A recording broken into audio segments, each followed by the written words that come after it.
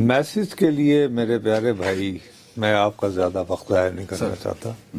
میرا خیال ہے کہ آپ جس تقریر کا حوالہ دے رہے ہیں جو آج آدم پور میں کی، جس کو ہم نے تباہ کیا، اس ایئر بیس پہ گئے نا سر. جی، جلندھر اور ہوشیار پور کے درمیان واقع آدم پور، جس کا ان 4 دنوں میں بہت تذکرہ رہا ہے، جو بڑا مشہور ان کا جنگی اعتبار سے ہوائی اڈہ ہے، وہاں پر انہوں نے خطاب کیا ہے.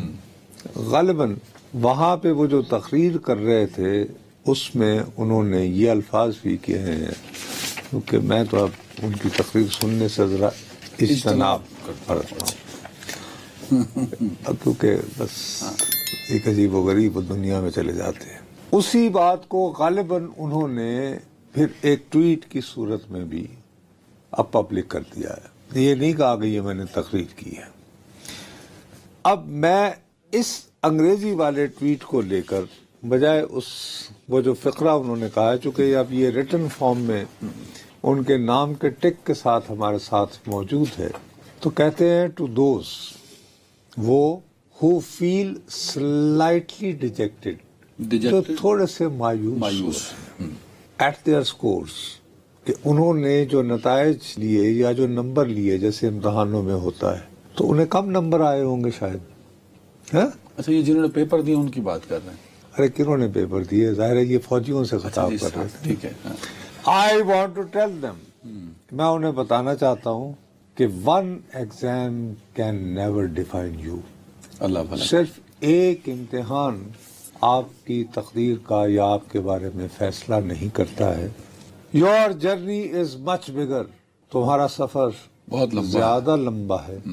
Your strengths go far beyond the mark sheet، آپ کی قوت مارک شیٹ، وہ جو نمبر جس میں ہوتے ہیں، اس سے بہت آگے جاتی ہے. اسٹے کانفیڈنٹ، اعتماد کے ساتھ رہو. اسٹے کیوریس، ہمیشہ متجسس رہو. بیکاز گریٹ تھنگز اویٹ، کیونکہ عظیم چیزیں آپ کا انتظار کر رہی ہیں. اب یہ ٹویٹ لکھا ہوا ہے خود انہوں نے.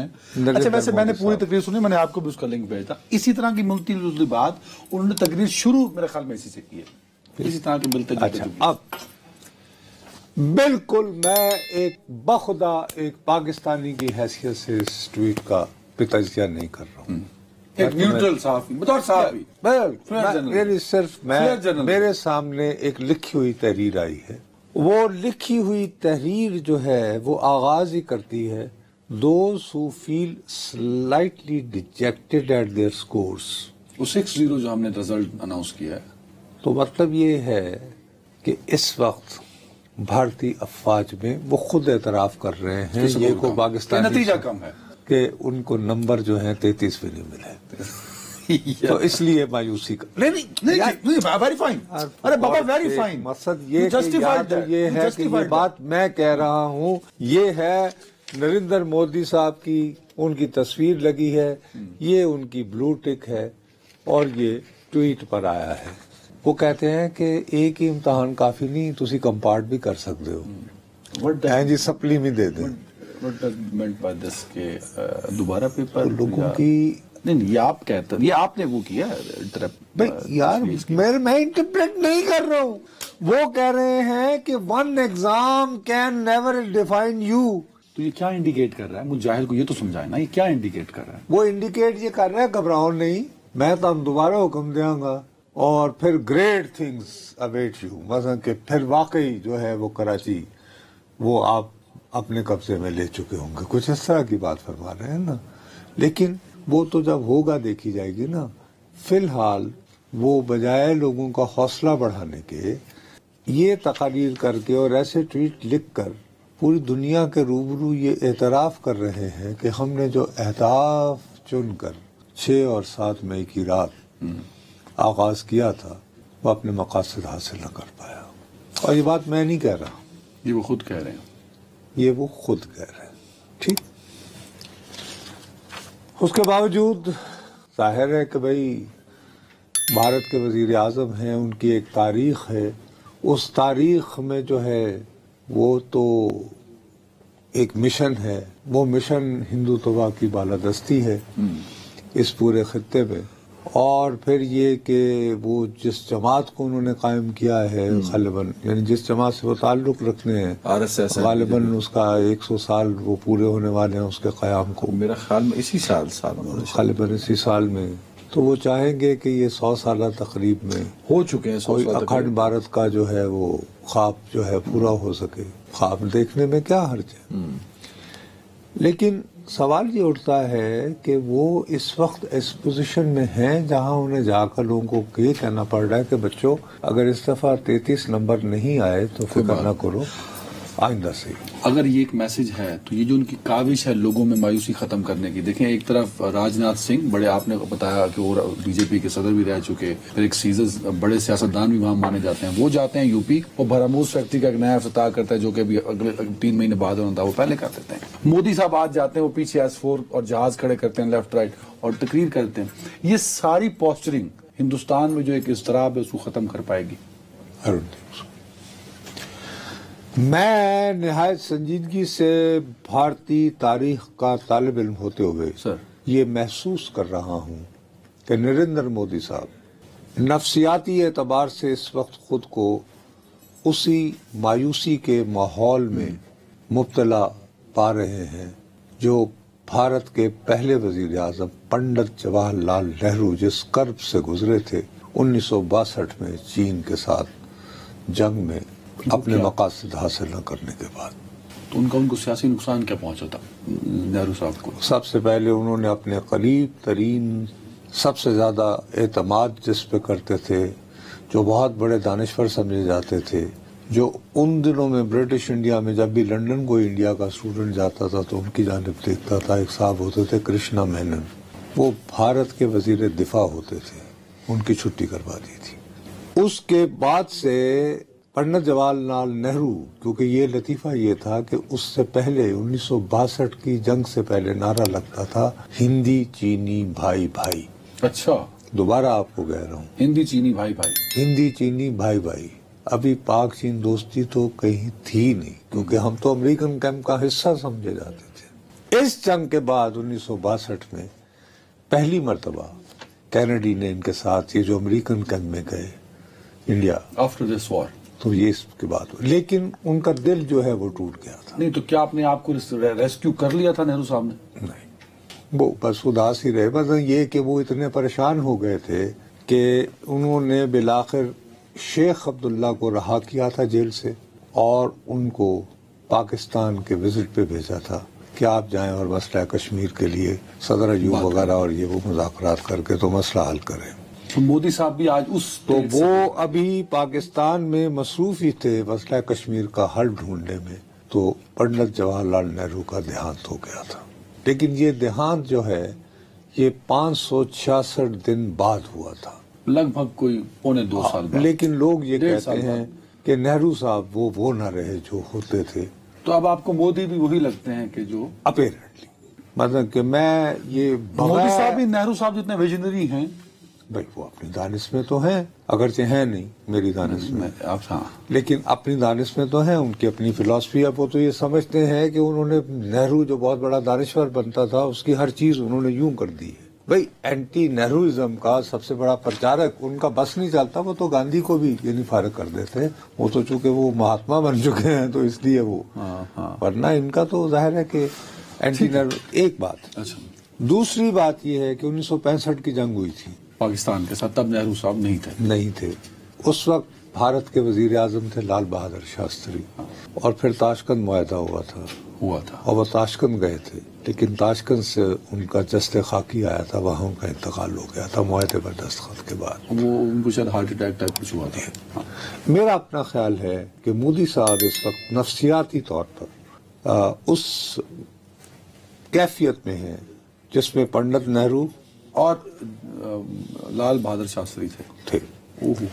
میرا یہ خیال ہے، ہو سکتا میں غلط ہوں، اور یہ بات میں بغیر کسی تعصب کے، یہ میں بالکل جیسے ایک سرجیکل، تم مطلب اگر کسی ڈاکٹر کے آگے اپنا ایکس رے دکھاؤ اور خدا نخواستہ اس میں کوئی غلط بات ہو تو وہ تمہارا دشمن تو نہیں ہے نا. وہ یہ کہے گا جی آپ کا ایکس رے یہ کہہ رہا ہے. جب وزیر اعظم خود نعرے لگوانے پہ مجبور ہو جائے، نہیں اور ایک ہی دن میں، یار ایک تو آپ پورا عرصہ خاموش رہے ہیں، نہیں بولے. یہ آپ بولے نہیں.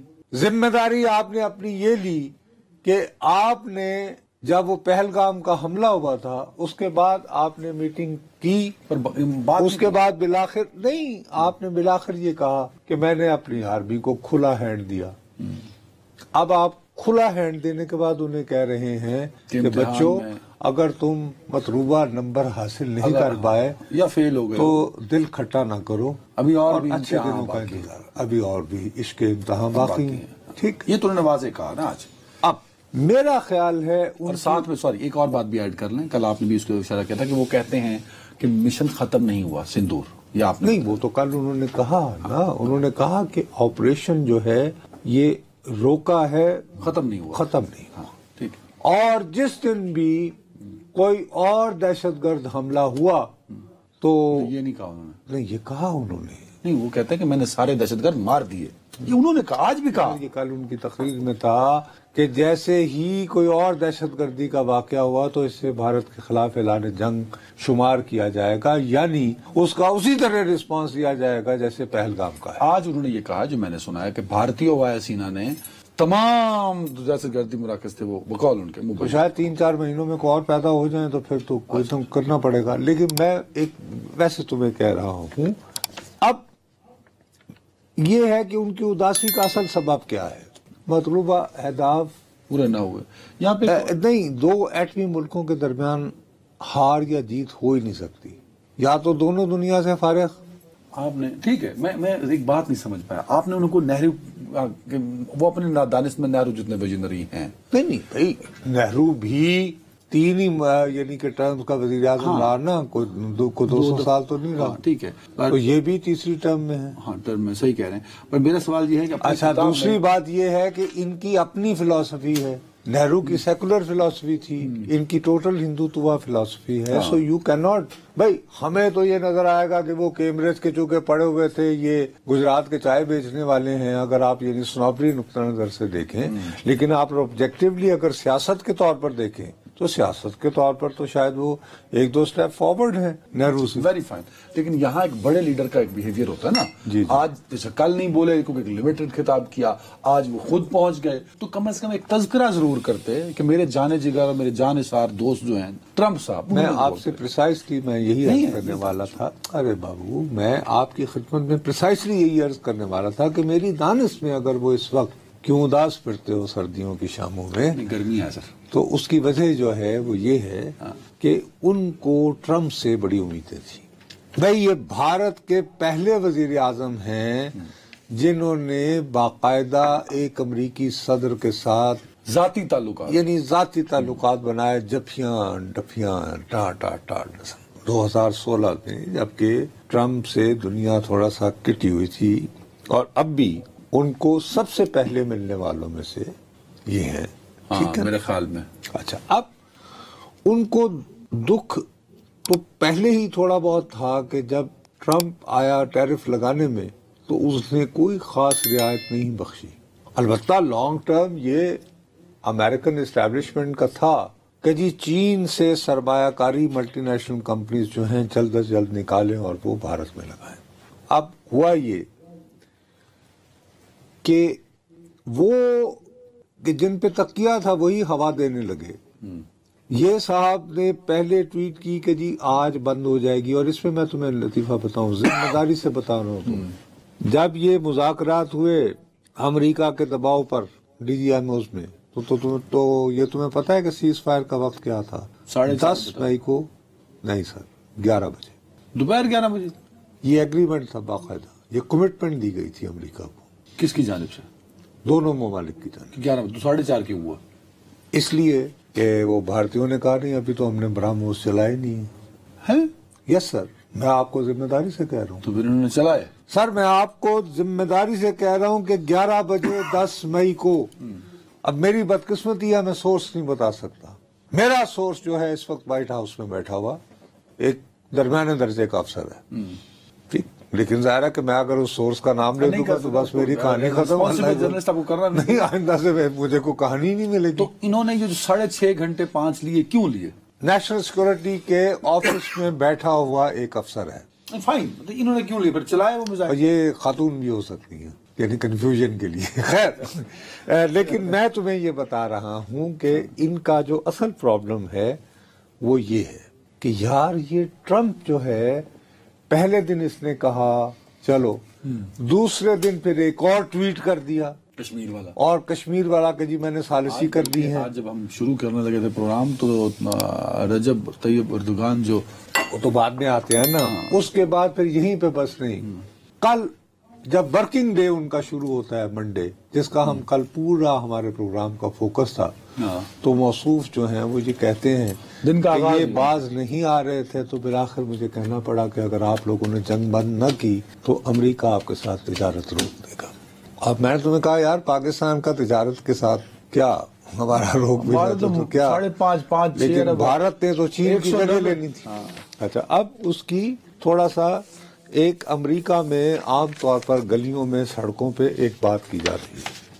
وہ بات یہ کہتے ہیں کہ you can not fight against the market, یعنی آپ کبھی مارکیٹ کے خلاف نہیں لڑ سکتے.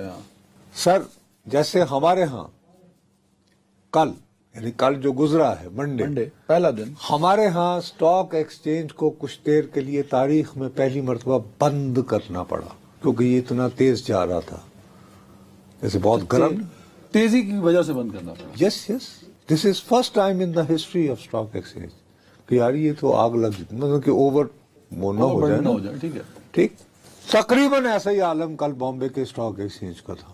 ہمارے ہاں آج بھی اسٹاک ایکسچینج جو ہے وہ بڑا ہے، اس شدت اور بتندی سے نہیں جا سکا ہے، بٹ بڑھا ہے.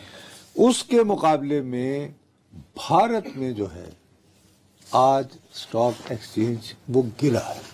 ٹھیک، یہ دیکھیے، یہ ہم کوئی ایسی بات نہیں کر رہے ہیں، وہ کہہ رہے ہیں کہ سیز فائر کی وجہ سے انڈیا کی ایکویٹی نے سبسٹینشیل سنگل ڈے فروری 2021 کے بعد پہلی مرتبہ اتنی تیزی جو ہے وہ بامبے کے آئی، یعنی 4 سال کے وقفے کے بعد.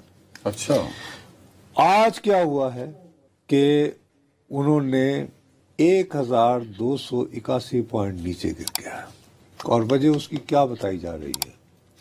وجہ اس کی یہ بتائی جا رہی ہے کہ امریکہ اور چین کے درمیان جو یہ معاہدہ ہوا ہے نا کہ 90 دنوں کے لیے، وہ جو ٹیرف کا پہلے شروع تھا، وہ ایک ایگریمنٹ ہو گیا. تو انہوں نے کہا کہ وہ جو امید تھی کہ غیر ملکی ایجنسیاں جو ہیں، یعنی سرمایہ کار کمپنیز، وہ چین سے پیسہ نکال کے انڈیا، تو یار یہ امریکہ اور چین کے درمیان تو معاملات صلح کی طرف بڑھ رہے ہیں. تو ایک تو چین نے انہیں ڈز پہنچائی معراج کے حوالے سے، دوسری طرف یہ ہوا کہ امریکہ سے صلح کر کے انہوں نے ان کی مارکیٹ بٹھا دی، اور ساتھ ہی یہ ہوا سر جی کہ بھارت کا روپیہ جو ہے وہ اس وقت یعنی 85 روپے پہ چلا گیا ہے، 85 روپے، اور یہ ان کے حوالے سے گراوٹ ہے.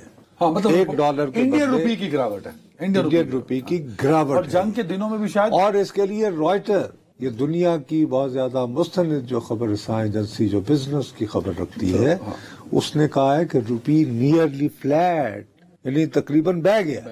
ٹھیک ہے، ان کے حساب سے آپ میری بات سمجھ رہے ہیں؟ واٹ دا پوائنٹ کہ یہ امپیکٹ اس پہ گیا ہے، اس کی بریک پہ کہا جا رہا ہے وہ یار وہ باقی شو بھی کرنا ہے سر، بہ گیا روپیہ انڈیا کا. ایک بریک.